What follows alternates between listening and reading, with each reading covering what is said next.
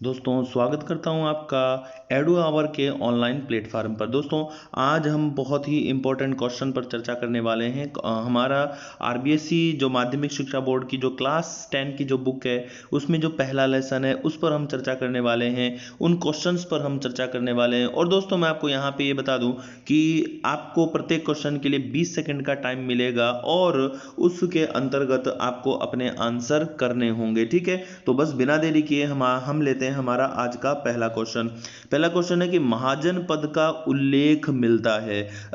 महाजनपद जो 16 महाजनपद हैं उनका उल्लेख हमें कहाँ मिलता है। आपका टाइम शुरू कर रहा हूं मैं फटाफट से। आपको आंसर देना है कि महाजनपद का जो उल्लेख है वो किस में मिलता है। अगुंतर निकाय में मिलता है, अर्थशास्त्र में मिलता है, या मुद्रा राक्षस में, या इनमें से कोई भी नहीं। फटाफट से आपको आंसर देना है कि महाजनपद का उल्लेख कहाँ मिलता है। फटाफट से दोस्तों आंसर दीजिए, टाइम आपका समाप्त हो चुका है। अब यहाँ पे मैं आपको आंसर दे देता हूँ कि महाजनपद जो हैं 16 महाजनपद हैं हमारे भारत में। उस समय जब हम बात करते हैं, एक ग्रंथ जैन ग्रंथ है अगुंतर निकाय। इस अगुंतर निकाय में महाजनपद का 16 महाजनपद का उल्लेख मिलता है। नेक्स्ट आते हैं, नेक्स्ट क्वेश्चन है जांगल प्रदेश की राजधानी थी। टाइम आपका शुरू कर दिया है मैंने कि जांगल प्रदेश की राजधानी कौन सी थी। अहिछत्रपुर थी, या विराटनगर, या योधे, या नगरी। आपको आंसर देना है फटाफट से। जांगल प्रदेश की राजधानी कौन सी थी दोस्तों।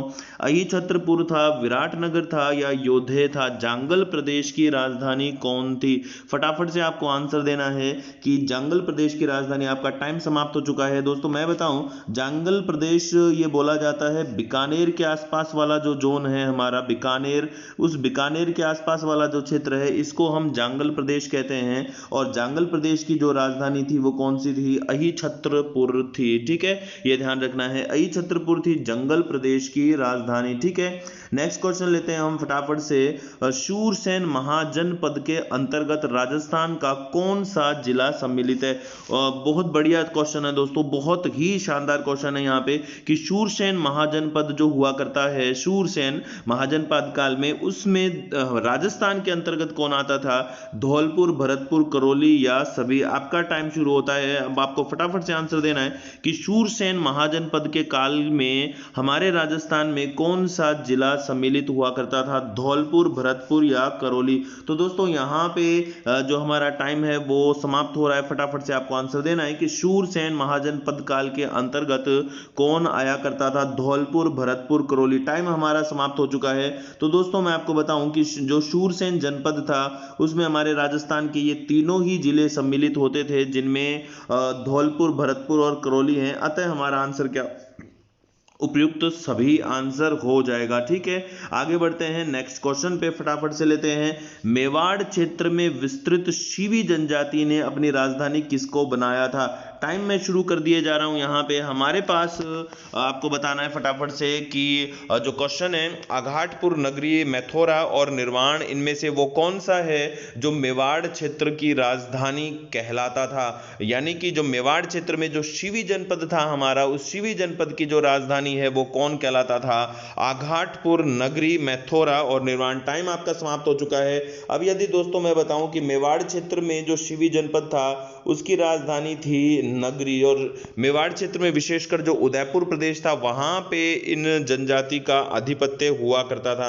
नेक्स्ट लेते हैं, चंद्रगुप्त मौर्य का जीवन काल कौन सा था। यानी कि क्या रहा, चंद्रगुप्त मौर्य का जीवन काल क्या था। टाइम मैंने शुरू कर दिया है। इसमें 382 से 298 ईस्वी पूर्व में ये था, या 398 से 222 ईस्वी पूर्व में ये था, या 322 से 292, या उपयुक्त में से कोई भी नहीं। फटाफट से आंसर देना है कि चंद्रगुप्त मौर्य का जो जीवन काल है, इस जीवन काल का संबंध किस सन से था। आपका टाइम समाप्त हो चुका है दोस्तों। यहां पे मैं आंसर दे दूं, बहुत ही अच्छा और बहुत ही प्यारा क्वेश्चन है। 322 से 298 ईस्वी पूर्व में क्या हुआ था, चंद्रगुप्त मौर्य का जीवन काल यहां पे रहा था। नेक्स्ट क्वेश्चन पे चलते हैं। चंद्रगुप्त मौर्य ने अपनी अंतिम जीवन जो है, अंतिम जीवन में जिस व्यक्ति से जैन धर्म की दीक्षा ली थी वो कौन था। टाइम मैंने यहाँ पे शुरू कर दिया है। आपको बताना है फटाफट से कौन थे ये, स्थूलभद्र या भद्रबाहु, बिंदुसार या उपर्युक्त में से कोई भी नहीं। कौन था जिससे चंद्रगुप्त मौर्य ने अपने जीवन काल में दीक्षा ली थी? आपको आंसर देना है फटाफट से, ये स्थूलभद्र थे या भद्रबाहु थे या इनमें से कोई भी नहीं। टाइम आपका समाप्त हो चुका है। ये जो राइट आंसर है वो है भद्रबाहु। ठीक है ना दोस्तों, यहां पे ये चीज ध्यान में रखनी है।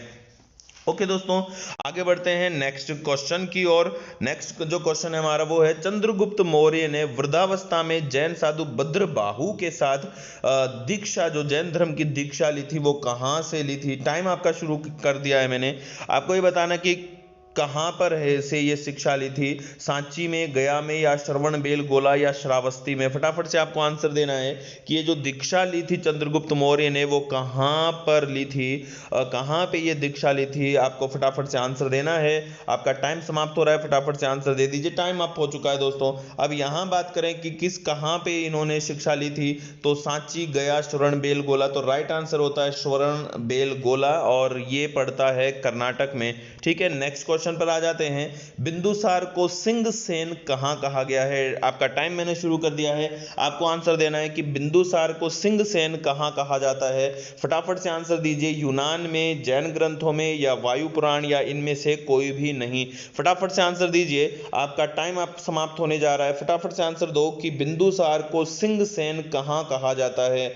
यूनान, जैन ग्रंथ, वायु पुराण, या कोई नहीं? टाइम आपका समाप्त हो चुका है। तो दोस्तों बिंदुसार को यदि हम सिंह सेन नाम की बात करें तो ये जैन ग्रंथों में कहा जाता है। यूनान में इसे अमित्रोचैट्स कहते हैं और वायु पुराण में इसे भद्रसार की संज्ञा दी जाती है। ओके दोस्तों, फटाफट से लेते हैं हमारा नेक्स्ट क्वेश्चन।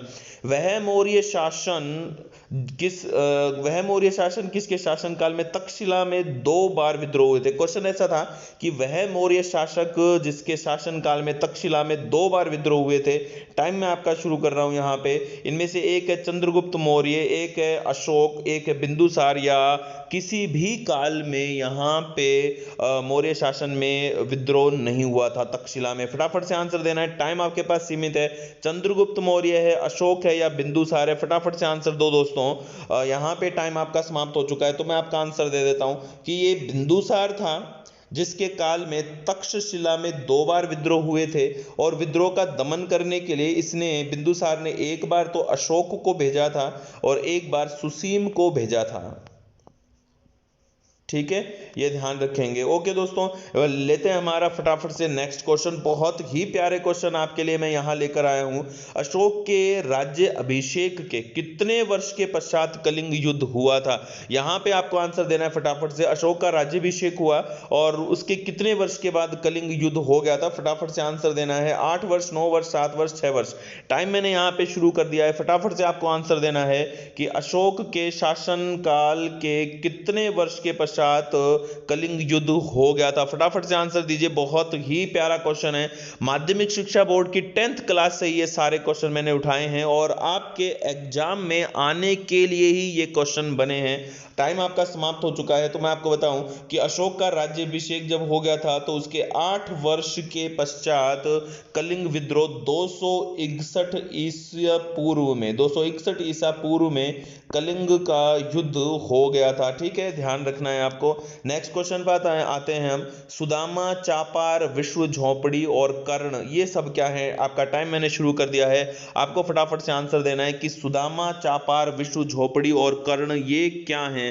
फटाफट से आंसर दीजिए। सुदामा, चापार, विश्व झोपड़ी और कर्ण क्या है? फटाफट से आंसर दे। टाइम आपका समाप्त हो रहा है। अशोक द्वारा बसाए गए ये गांव हैं, या अशोक द्वारा बनाई गई ये 4 गुफाएं हैं, या अशोक के द्वारा विजित प्रदेश हैं, या इनमें से कोई भी नहीं है? टाइम आपका समाप्त हो चुका है। यहां पे यदि हम दोस्तों बात करें तो अशोक के द्वारा आजीवक जो हैं उनके लिए ये गुहा बनाई थी। सुदामा, चापार, विश्व झोपड़ी और कर्ण के नाम से ये जानी जाती हैं। नेक्स्ट क्वेश्चन लेते हैं दोस्तों। आगे, अंतिम मौर्य सम्राट कौन था? वाह, क्या क्वेश्चन है यहाँ पे, क्या ही क्वेश्चन है दोस्तों। ये था अंतिम सम्राट कौन था? बृहद्रथ था, या कुणाल था, या पुष्यमित्र था, या वीरसेन थे? तो यहाँ पे आपको फटाफट से बताना है कि अंतिम मौर्य सम्राट कौन थे। टाइम यहाँ पे आपका समाप्त हो चुका है। तो यहाँ पे अंतिम मौर्य सम्राट जो थे ये वृहद्रथ थे, जिनकी इनके ही इस प्रधानमंत्री जो था, यहाँ का मंत्री था पुष्यमित्र, इसने इसकी हत्या कर दी थी।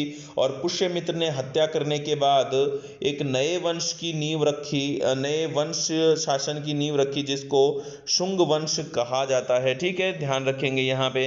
नेक्स्ट क्वेश्चन पर आते हैं, तीर्थ किसे कहा जाता है। क्या ही प्यारा क्वेश्चन है दोस्तों, बहुत बढ़िया क्वेश्चन है। आपके लिए लाइव क्लास भी मैं फटाफट से लेके ही आने वाला हूं। यहाँ पे आपको यह बताना है अभी कि तीर्थ किसे कहा जाता है। प्रशासनिक इकाइयों को कहते हैं, या राजस्व इकाइयों को कहते हैं, या कहा जाता है प्रांतों को, या कहा जाता है नगरीय शासन को। फटाफट से आपको आंसर देना है कि यहाँ पे तीर्थ कौन होते हैं। फटाफट से आपको आंसर दीजिए कि तीर्थ किसे कहा जाता है। प्रशासनिक इकाई, राजस्व इकाई, प्रांत और नगरीय शासन। टाइम मैं शुरू नहीं कर पाया, ध्यान ही नहीं दिया मैंने, तो अब यहाँ पे टाइम मैं स्टॉप ही कर देता हूँ। तो प्रशासनिक जो इकाइयाँ हैं ना दोस्तों, प्रशासनिक जो इकाइयाँ होती हैं, इन प्रशासनिक इकाइयों को क्या कहा जाता है, तीर्थ कहा जाता है। ठीक है, यहाँ ये चीज ध्यान में रखना है दोस्तों, बहुत बहुत इंपॉर्टेंट क्वेश्चन आपके लिए। और ये सारे जो क्वेश्चन है इंपॉर्टेंट, ये 10th क्लास की आरबीएससी की बुक से लिए हैं, और ये आपको दिलाएंगे एग्जाम में 100% मार्क्स। आगे बढ़ते हैं नेक्स्ट, मौर्य प्रशासन में सीता अध्यक्ष किसे कहा जाता था। वाह, क्या क्वेश्चन है, क्या ही बताऊं दोस्तों, क्या मस्त क्वेश्चन है आपके लिए। यहां पर मैं टाइम शुरू कर रहा हूं, आपको फटाफट से आंसर देना है कि मौर्य प्रशासन में सीता अध्यक्ष किसे कहा जाता था। मौर्य प्रशासन में सीता अध्यक्ष कृषि से जुड़ा था, व्यापार से, चारागाह से, या कोषाध्यक्ष। आप फटाफट से आंसर दीजिए कि मौर्य प्रशासन में सीता अध्यक्ष किसे कहते हैं। तो टाइम आपका अप हो चुका है। यहां पे कृषि से जुड़ा जो व्यक्ति होता था प्रशासन में, उसको सीता अध्यक्ष कहते थे। ठीक है ना, ये ध्यान रखना है। आगे बढ़ते हैं दोस्तों, नेक्स्ट क्वेश्चन पे चलते हैं। बहुत ही प्यारे क्वेश्चन मैंने आपके लिए यहाँ पे रखे हैं, बहुत बढ़िया क्वेश्चन। उत्तरापथ की राजधानी कौन था। यहाँ पे एक प्यारा क्वेश्चन है हमारे पास कि उत्तरापथ की राजधानी कौन थी, है ना। ये दोस्तों मौर्य काल में अपने प्रशासन को मौर्य साम्राज्य में कुछ भागों में इन्होंने बांट रखा था। बस हमें यह जानना है कि इनमें से उत्तरापथ जो प्रदेश था उसकी राजधानी कौन थी। टाइम मैंने आपका शुरू कर दिया है, फटाफट से आपको आंसर देना है। फटाफट से आंसर देना है आपको कि यहां यह बताना है मुझे कि उत्तरापथ की राजधानी कौन थी। तक्षशिला, उज्जैनी, तोसली या पाटलिपुत्र थी। फटाफट से आंसर दीजिए, उत्तरापथ की राजधानी। टाइम आपके पास निकल रहा है, फटाफट से आंसर दो कि कौन था, उत्तरापथ की राजधानी कौन है। फटाफट से आंसर, टाइम आपका समाप्त हो चुका है। यहां पे यदि दोस्तों हम बात करते हैं कि उत्तरापथ की राजधानी कौन थी, तो उत्तरापथ की राजधानी जो थी वो तक्षशिला थी। ठीक है, ये ध्यान रखना है। इसमें दोस्तों उज्जैनी जो राजधानी थी वो अवंती राष्ट्र की थी, तोसली जो राजधानी थी वो कलिंग प्रदेश की राजधानी थी, और पाटलिपुत्र जो था वो मध्य जो प्रदेश था, मध्य पूर्व जो प्रदेश था उसकी राजधानी हुआ करता था। ठीक है, यहां ये चीज ध्यान में रखना है। नेक्स्ट फटाफट से क्वेश्चन हम लेते हैं, मोस्ट इंपॉर्टेंट क्लास आपके लिए यहां पर है दोस्तों। टाइम मैं शुरू कर रहा हूं, क्वेश्चन पढ़ देता हूं पहले। मौर्य प्रशासन में राजस्व एकत्र करने वाला, ठीक है, मौर्य प्रशासन में राजस्व एकत्र करने वाला अध्यक्ष कहलाता था। टाइम मैं शुरू कर रहा हूं यहां पे। मौर्य प्रशासन में राजस्व एकत्र करने वाला जो अध्यक्ष था वो कौन होता था।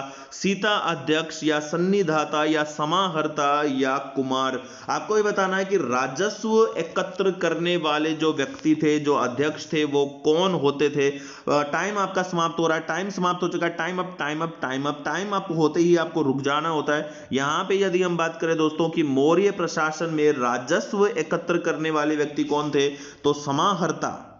ठीक है, समाहर्ता जो व्यक्ति होता था वो मौर्य प्रशासन में राजस्व एकत्र करता था। ठीक है ना, यहां पे ये चीज ध्यान में रखनी है, मोस्ट इंपॉर्टेंट है, ध्यान रखना है दोस्तों। अगर हम बात करते हैं इसमें प्रांतों का जो अधिकारी होता था, प्रांतों का जो अधिकारी होता था ना प्रांतीय प्रशासन में, उसको हम कुमार कहते थे, कुमार। ठीक है, ध्यान रखेंगे यहां पे, ये भी एक बहुत ही अच्छा क्वेश्चन बन जाता है। ठीक है, आगे बढ़ते हैं नेक्स्ट क्वेश्चन पे, फटाफट से लेते हैं नेक्स्ट क्वेश्चन। प्रशासन की सबसे छोटी इकाई का मुखिया कौन होता था? यहां आप बताना है मुझे कि प्रशासन की सबसे छोटी इकाई का मुखिया कौन होता था? टाइम मैं आपका शुरू कर दिया जा रहा हूं यहां पे। प्रदेष्टि, गोप, आर्यपुत्र या कुमार? आपको बताना है फटाफट से कि प्रशासन की जो सबसे छोटी इकाई होती थी मौर्य काल में, उसका कौन होता था मुखिया? प्रदेष्टि होता था या गोप होता था या आर्यपुत्र या कुमार होता था? आपका टाइम समाप्त हो चुका है दोस्तों। तो यहां पे मैं आपको बताऊं कि ये प्रशासन की जो सबसे छोटी इकाई होती थी, इसका मुखिया कौन होता था? गोप होता था। नेक्स्ट क्वेश्चन पे आते हैं, राजुक किसे कहा जाता है? राजुक, यहां पे बहुत ही शानदार क्वेश्चन है। राजुक हम किसे कहते थे? बहुत ही प्यारा क्वेश्चन है। आपके पास ऑप्शन है नगर न्यायाधीश है, जनपद न्यायाधीश है या दोनों। तो आपका टाइम मैं शुरू किए जा रहा हूं। यहां पे आपको बताना है कि राजुक किसे कहा जाता था? फटाफट से आंसर दो कि राजुक कौन कहलाता था? नगर न्यायाधीश, जनपद न्यायाधीश या दोनों? टाइम आपका समाप्त हो रहा है, फटाफट से आंसर दीजिए। नगर न्यायाधीश किसे कहा जाता था? नगर न्यायाधीश कौन होता था दोस्तों? टाइम आपका समाप्त हो रहा है, टाइम आपका समाप्त हो रहा है। Time up, time up, time up, time up. तो राजुक हम कहते थे दोस्तों। यहां पे मैं आपको आंसर दूं, जनपद जो न्यायाधीश हुआ करते थे वो क्या कहलाते थे? क्या होते थे? कहलाते थे हमारे रज्जुक कहलाते थे। ठीक है, यहां नेक्स्ट क्वेश्चन पर हम आते हैं और आगे बढ़ते हैं फटाफट से। दोस्तों बहुत ही प्यारा क्वेश्चन है इस बार कि तक्षशिला वर्तमान में कहां है? टाइम मैं आपका शुरू कर रहा हूं। बहुत प्यारा क्वेश्चन है, बहुत ही प्यारा क्वेश्चन है दोस्तों। आपको बताना है कि तक्षशिला वर्तमान में कहां है? अफगानिस्तान में है या पाकिस्तान में है या ईरान में है या इराक में है? फटाफट से आंसर दे दीजिए आप यहां पे कि तक्षशिला वर्तमान में कहां है? तक्षशिला वर्तमान में कहां है? टाइम आपका समाप्त हो रहा है दोस्तों। Time up, time up, time up. अब यदि हम बात करते हैं तक्षशिला की, तो दोस्तों तक्षशिला वर्तमान में पाकिस्तान में है। पाकिस्तान में रावलपिंडी जो क्षेत्र है उसके आसपास ये पड़ता है तक्षशिला। ठीक है, ये काफी प्रसिद्ध केंद्र रहा था मौर्य साम्राज्य में।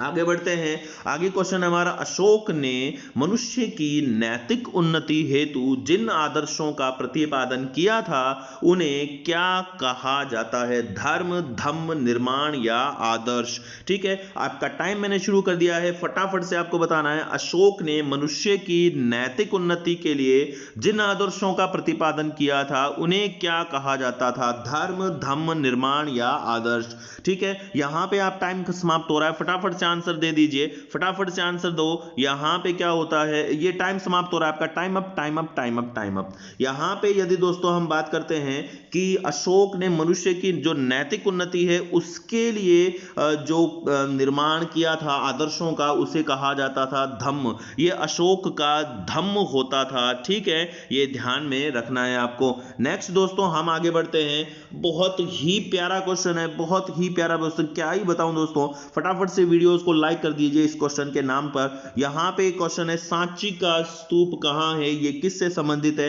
ये मौर्य काल से ही संबंधित है। सांची का स्तूप दोस्तों मध्य प्रदेश, उत्तर प्रदेश, बिहार या सिंध प्रांत में है? फटाफट से आंसर दे दीजिए कि सांची का स्तूप कहां है? दोस्तों मध्य प्रदेश है, उत्तर प्रदेश है, बिहार है या सिंध प्रांत है? फटाफट से आपको आंसर देना है कि सांची का स्तूप। टाइम आपका समाप्त हो चुका है। यहां पे मैंने आपके लिए सिर्फ 20 सेकंड ही यहां पे छोड़े हैं, इस वजह से टाइम आपका सीमित है। तो दोस्तों रायसेन जिला पड़ता है मध्य प्रदेश में, रायसेन जिला। और इस रायसेन जिले मध्य प्रदेश में सांची एक गांव है, इस सांची गांव में ये स्थापित है सांची का स्तूप। ओके दोस्तों आगे बढ़ते हैं नेक्स्ट क्वेश्चन पे। देखो क्या प्यारा क्वेश्चन है दोस्तों। यूनानी राजदूत डाइमेकस किसके शासनकाल में भारत आया था? ठीक है, अब देखो क्या प्यारा क्वेश्चन है। टाइम मैंने यहां पे शुरू कर दिया आपके लिए। बहुत ही प्यारा क्वेश्चन है, क्या ही बताऊं दोस्तों। ऐसे क्वेश्चन मैंने आपके लिए बाहर निकाले हैं 10th की बुक में से जो आपके रीट में आने के लायक हैं, यानी रीट में आएंगे। और दोस्तों आप वीडियो को फटाफट से लाइक कर दीजिए, चैनल सब्सक्राइब कर दीजिए। आपको पूरे रीट एग्जाम तक माध्यमिक शिक्षा बोर्ड के जितने भी क्वेश्चन है सारे मिल जाएंगे। यहां पे हम ले रहे हैं हिस्ट्री वाले क्वेश्चन, ऐसे ही हम पॉलिटिकल वाले क्वेश्चन भी लेने वाले हैं। तो दोस्तों आपका टाइम तो समाप्त हो चुका है। मैं आपको बता दूं, यूनानी राजदूत डाइमेकस जिसके शासनकाल में आया था वो दोस्तों था बिंदुसार। ठीक है, ध्यान रखना है। चंद्रगुप्त मौर्य के शासनकाल में यहां पे कौन आया था? मेगस्थनीज आया था। ठीक है, ये ध्यान रखना है। चंद्रगुप्त मौर्य के शासनकाल में मेगास्थनीज यहाँ पे आया था। ओके, तो बिंदुसार के काल में ही डायमेकस यहाँ पे पधारे थे। ओके, नेक्स्ट क्वेश्चन पर हम चलते हैं। मोस्ट इंपॉर्टेंट क्वेश्चन मैंने यहाँ पे बाहर निकाले आपके लिए।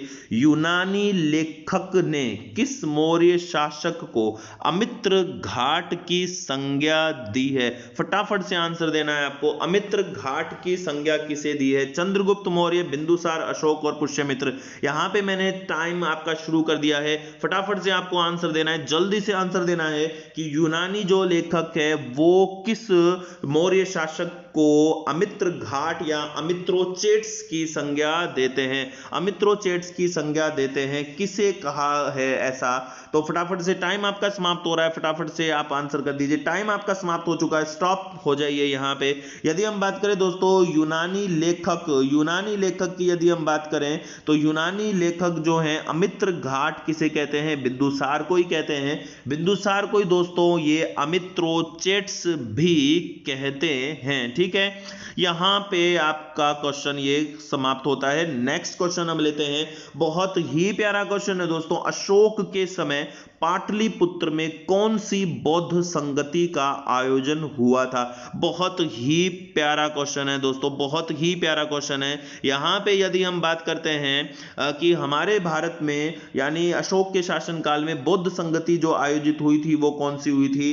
प्रथम, द्वितीय, तृतीय या चतुर्थ? ठीक है, फटाफट से आपको आंसर देना है यहां पे कि कौन सी बौद्ध संगति का आयोजन यहां पर हुआ था। ठीक है, फटाफट से आपको आंसर देना है। कौन टाइम आपका समाप्त हो रहा है, फटाफट से आप आंसर दे दीजिए कि कौन सी बौद्ध संगति हमारे यहां आई है। ठीक है, टाइम आपका समाप्त हो चुका है। तो मैं आपको यहां बताऊं कि पाटलिपुत्र में बौद्ध जो संगति है वो तृतीय जो बौद्ध संगति थी, वो तृतीय बौद्ध संगति क्या थी? हमारे इस अशोक के समय पाटलिपुत्र में हुई थी। ठीक है, यहां पे ये ध्यान में रखना है। ओके, आगे बढ़ते हैं नेक्स्ट क्वेश्चन पे।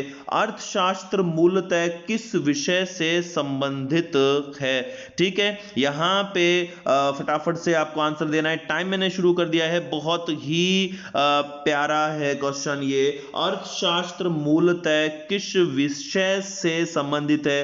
अर्थशास्त्र से है या राजनीति से है या इतिहास से है या भूगोल से है? ठीक है, आपको फटाफट से बताना है यहां पे ये बताइए कि मूलतः यहाँ पे जो है अर्थशास्त्र वो किससे संबंधित है? तो आपका टाइम तो समाप्त हो चुका है दोस्तों। तो मैं बता दूं कि जो अर्थशास्त्र है वो किससे संबंधित है? वो राजनीति से संबंधित है। अर्थशास्त्र किससे संबंधित है दोस्तों? तो अर्थशास्त्र है राजनीति से संबंधित होता है। ठीक है ना, यहाँ पे ये चीज ध्यान में रखेंगे। आगे बढ़ते हैं दोस्तों फटाफट से नेक्स्ट क्वेश्चन पे। अशोक के किस अभिलेख में कलिंग विजय का विवरण है? देखो दोस्तों, क्या ही प्यारा क्वेश्चन है कि अशोक के किस अभिलेख में कलिंग विजय का वर्णन है। टाइम मैंने शुरू कर दिया, फटाफट से आपको आंसर देना है कि अशोक का कौन सा अभिलेख है जिसमें कलिंग विजय का वर्णन है। फटाफट से आंसर दीजिए, कलिंग विजय का वर्णन अशोक के किस शिलालेख में है? 11वां, 12वां, 13वां, 10वां? टाइम आपके पास सीमित है, टाइम समाप्त हो रहा है। फटाफट से आंसर दे दीजिए, फटाफट से आंसर दे दीजिए। टाइम समाप्त हो गया, हो चुका है टाइम समाप्त। अब यदि हम बात करते हैं कि किस अभिलेख में, तो दोस्तों यहां पे यदि हम बात करते हैं तो कलिंग विजय का जो उल्लेख है वो 13वें शिलालेख में है। और 11वें शिलालेख की बात करें तो इसमें अशोक ने धम्म नीति का प्रचार किया है। यदि हम बात करते हैं यहाँ पे 9वां शिलालेख पे, तो यहाँ पे अशोक जो विवाहिक खर्चों पे होने वाले जो खर्च हैं उन पर रोक लगाने के लिए कहते हैं। और 10वें के लिए वो कहते हैं कि राजा के द्वारा जो अपना गौरव मतलब गौरव का गुणगान किया जाता है वो अच्छा नहीं है, उसकी वो निंदा करते हैं। ध्यान रखना, मोस्ट इंपॉर्टेंट क्वेश्चन है हमारे। आगे बढ़ते हैं, बहुत ही प्यारा क्वेश्चन है दोस्तों, मोस्ट इंपॉर्टेंट क्वेश्चन आपके लिए। यहाँ पे श्रीनगर की स्थापना किसने की थी? ऑप्शन आपके पास चंद्रगुप्त मौर्य, बिंदुसार, अशोक और पुष्यमित्र। टाइम आपके पास सीमित है, टाइम फटाफट से निकल रहा है। आपको आंसर देना है, श्रीनगर की स्थापना किसने की थी? चंद्रगुप्त मौर्य, बिंदुसार, अशोक और पुष्यमित्र। फटाफट से आंसर दीजिए, श्रीनगर की स्थापना किसने की थी? तो टाइम आपके पास समाप्त हो गया। Time up, time up, time up. अब दोस्तों यहां यदि हम बात करें कि श्रीनगर की स्थापना किसने की थी, तो दोस्तों यहां पे कलहण की राजतरंगिणी की यदि हम बात करें तो कलहण की राज तरंगिणी कहती है कि श्रीनगर की स्थापना अशोक ने की थी। ओके दोस्तों, नेक्स्ट क्वेश्चन हम ले लेते हैं। देखो क्या प्यारा क्वेश्चन है दोस्तों, क्या प्यारा क्वेश्चन है। यहां यदि हम बात करते हैं कि सारी प्रजा मेरी संतान है, ये किसने कहा था दोस्तों? सारी प्रजा मेरी संतान है। टाइम आपका शुरू हो चुका है। यहां पे इसका आंसर आपको देना है कि ये किसने बताया था कि सारी प्रजा मेरी संतान है, ये पहली बार किसने कहा था? चंद्रगुप्त मौर्य, बिंदुसार, अशोक या पुष्यमित्र? फटाफट से आंसर देना है आपको, टाइम आपका सीमित है, टाइम निकल रहा है। आंसर दे दीजिए दोस्तों फटाफट से। Time up, time up, time up. अब यहां यदि हम बात करें कि सारी प्रजा मेरी संतान है, तो दोस्तों ये किसने कहा था? अशोक ने कहा था। और ऐसा अशोक का एक शिलालेख है, मास्की शिलालेख। मास्की शिलालेख, इस मास्की शिलालेख में यह विवरण मिलता है, सॉरी मास्की शिलालेख नहीं, मास्की शिलालेख में तो विवरण मिलता है, अशोक ने यह कहा था कि मतलब अशोक का देवानाम प्रिय एक नाम है, वो मिलता है मास्की शिलालेख में। तो ये जो धौली का जो अभिलेख है, धौली, बिल्कुल बिल्कुल धौली, मास्की में तो क्या मिलता है? मास्की में अशोक का नाम मिलता है, देवानाम प्रिय। यहां पे जो धौली अभिलेख है, इस धौली अभिलेख में अशोक के द्वारा ये कहा मिलता है कि सारी प्रजा मेरी संतान है। ठीक है, ध्यान रखेंगे। आगे बढ़ते हैं दोस्तों। देवानाम प्रिय कौन कहलाता है? तो ये तो मैं बता ही चुका हूं, तो सीधा आंसर इसका बता देता हूं। देवानाम प्रिय कौन कहलाता है? अशोक कहलाता है। और दोस्तों ये मास्की जो शिलालेख है, अभी जस्ट लास्ट वाले क्वेश्चन पे हम बात ही कर रहे थे, चर्चा कर रहे थे, तो मास्की की जो शिलालेख है, इसमें अशोक के लिए देवानाम प्रिय की उपाधि मिलती है। ठीक है, नेक्स्ट क्वेश्चन तो दोस्तों हमारे पास हो चुके हैं आज के क्वेश्चन। दोस्तों ये थे हमारे जो 10th क्लास की जो बुक है उससे संबंधित मोस्ट इंपॉर्टेंट क्वेश्चन पहले ही लेसन के। इसी तरह से हम कंटिन्यू हिस्ट्री, पॉलिटिकल, ज्योग्राफी के जो भी 8 से 10 तक के जो क्वेश्चन है उन सब पर हम चर्चा करेंगे। फ्रेंड्स कंटिन्यू साथ बने रहने के लिए थैंक यू। जय हिंद।